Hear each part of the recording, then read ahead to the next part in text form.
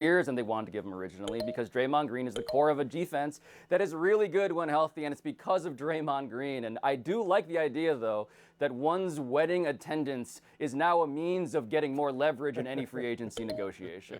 There is no reason for us to believe that he's going anywhere except for the fact that we saw those photos where LeBron was at All right, his wedding. Plashke, so what are you saying here? That LeBron's going to say to Draymond, don't worry about it, I'll take care of you for the next 50 years of your life, but sign for the veteran minimum right now, and we can go. Bronny's games at USC. I'm saying I think he would take less money to come to the Lakers. He could lead the Lakers could be a championship contender, a legit championship contender with Draymond. LeBron loves him. So you think he's opting out to take less money to go somewhere else? Maybe Phoenix is that destination. Maybe he can play defense for the defenseless Phoenix Suns. That fifth starter. Plashke, if anything, you are the most reliable panelist on the show to work in your local team in every discussion. I have to. Absolutely. We'll take a break right here. City of Champions. Buy or sell is next. Oh, and the U.S. Open golf. Where was that? Champions. Los Angeles. There you go. Phil Plashke. That didn't even go. Welcome.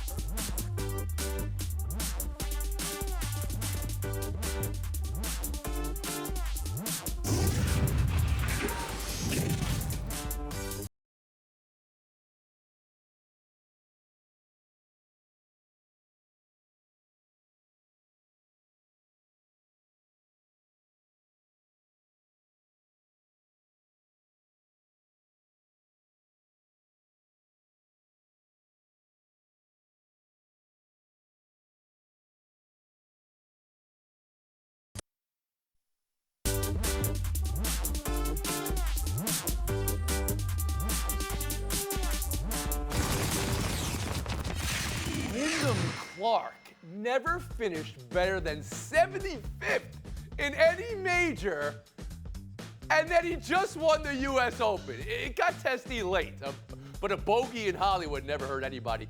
And how about the crew he outlasted? Bill Plashke, to Los Angeles we go again. Did you find yourself pulling for Clark, or wanting it for Rory McIlroy, or feeling sympathetic towards Ricky Fowler? What was this tournament? Well, I was pulling for Clark. He's a human story. He's dealing with memories of his late mother. He's crying after he wins. He's hanging on. They're chasing him, and he has to make no mistakes the last two holes. And then he gets to the last hole, gets to a 60-foot putt, and the whole crowd comes behind him. It's crazy. Suddenly there's all this noise, all this commotion. He's got to make this putt. He two putts it to win. Great story. Tim Calishaw. If golf fans are like me, and they are, you start the day cheering for Ricky Fowler. Then after about 6 holes, you realize this is going to be futile. You switch to Rory. You wait for him to hit a decent wedge shot that can get him a 15-foot putt. That never happens. And so your winner is Wyndham Clark, who won it deservedly after that bogey at 8. He made great pars on the two par But you sound threes. personally offended by what happened here this weekend. Not personally offended. There's just Ricky would have been a great story, and Wyndham Clark's a great story in his own, but he's not been a great golfer to this point. He won Wells Fargo a month ago. He's becoming a great golfer. Jay Adande. I was rooting for Rory. I thought he was karmically owed a major after he was stabbed in the back by the PGA Tour after he had their back in the battle with Live Golf. But my favorite part of the weekend was actually a little tribute to Jim Murray that they had with the Open being in Los Angeles. And one of Murray's old adages come true. He used to always say the most reliable headline you can expect out of this tournament is unknown wins Open. And certainly in that field, Wyndham Clark was the unknown. Nicely done, Jay Adande. And Pablo Torre.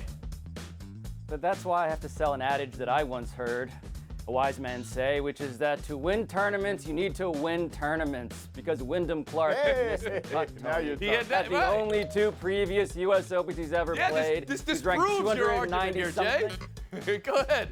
But the point here is that in Rory McIlroy, you also have the other evidence here, Tony. The guy won 4 majors to start his career, has gone 9 years. 9 years after winning those 4 tournaments without winning one. I am post-nostalgic for Jay Adande's most famous aphorism on this show. Wyndham Clark, who just won his first tournament this year prior to winning his first major. But he had only finished 75th in his previous. That's the point. We'll move on. U.S. soccer. What is percolating right now with the U.S. men's national team? Beating Canada 2-0 to win the Nations League. Chris Richards scored early, then Fuller and Mulligan's moment. His first goal since committing to the United States. Gio Reyna had quality moments in this one as well. Assists on both goals. Pablo, buy or sell? This is as optimistic as a USMNT fan can ever have been.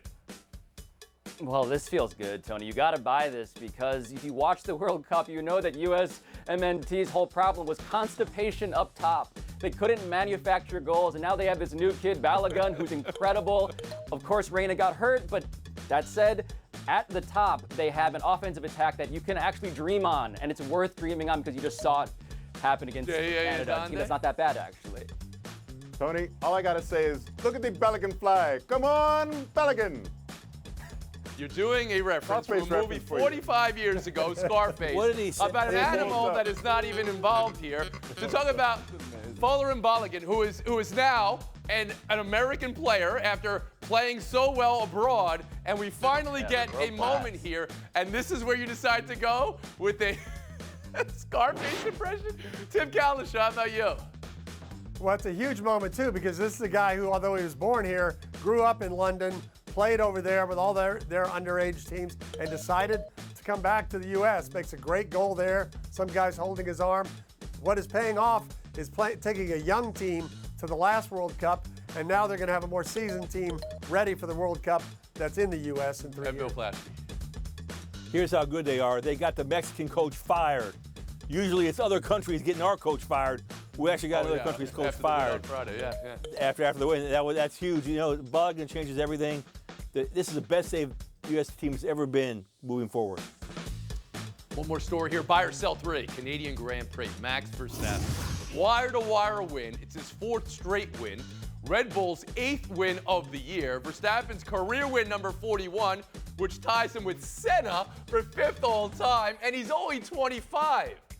So now, you sports writers, here's what you do. Because when something is good and dominant, it can't just be good and dominant. You have to write the column, is this bad for the sport? It's the UConn basketball, Oklahoma softball deal.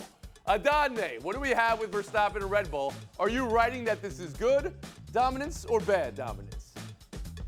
It's bad dominance. While there's still some drama to be found in the midfield, as we Formula One aficionados like to call it, it would be better if there was drama at the top. He hasn't trailed in a lap since May 7th. This would be like if UConn wasn't just winning games, they were never trailing in any of the games. We need some more competition for Red Bull. Pablo Torre? I buy that he's now chasing the all-time record. He's led 224 laps consecutively since the Miami Grand Prix, as Jay alluded to. 304 is the record. If you're going to be a villain, you better be the best damn villain we've ever seen, and he might just be. Bill Plaschke. This is great. Sports needs Goliath. He's led for 471 laps this year. The rest of the field has led for 16 laps combined. He's as good as the great Alberto Ascari 72 years ago. Tim Kalishaw. How about that? How about that name drop? I'll take your word for it. Potentially good dominance in search of some entertainment. You can have the same guy win. You can't have him lead the first lap and every lap and never have So you're also making the argument this is bad for sports You have fans to have in a general? little It's not racing, going on. he's driving. He's not racing anybody, he's just driving. He was making jokes when he almost crashed out of the race. He's like, Crashed almost out of the crashed. race. I think you know That's how something about far ahead crashing he was. for race day, Dante. Tim Kalishaw also done for the day. Pablo Torre, Bill Plaschke, our showdown. Next. Win shows. You gotta win shows.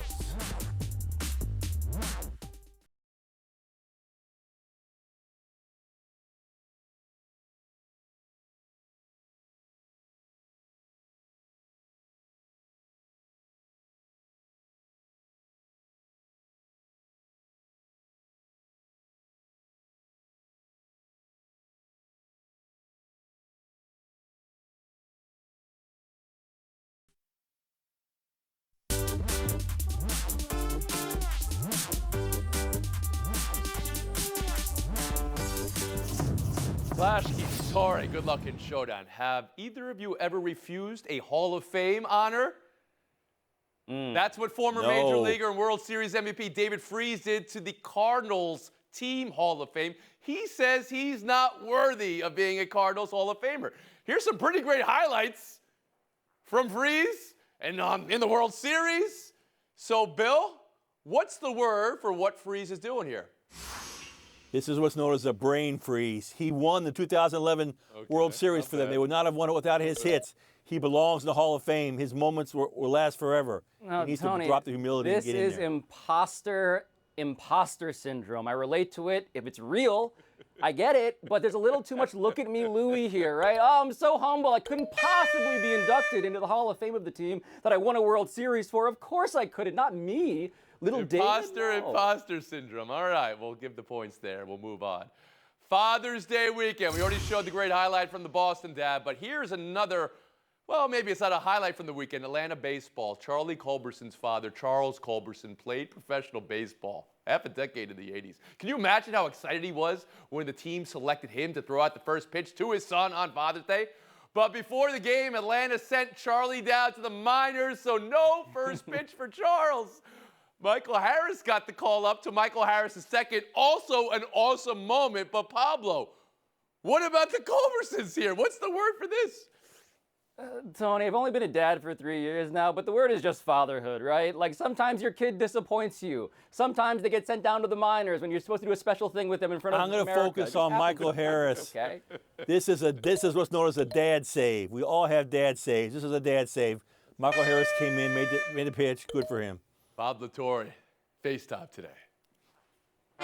As somebody who literally went whale watching on his bachelor party, I've been watching with great interest the news that killer whales, orcas, are currently a topic of debate in our most prestigious magazines like The Atlantic. Apparently, killer whales have been tearing the rudders off of boats and stuff, and people are saying the orcas are not our friends. Well, I just want to declare for the record very loudly, I am Team Orca. They're the apex predator of the ocean. They're the closest thing to us, but in the water. Yes. Respect them and respect yourself. We are Team Orca here on this show. What is this, National Best Geographic? animal Come in on. the animal kingdom. Eating I was We shocked really- when What kind of they were in FaceTime a is that? tuxedo.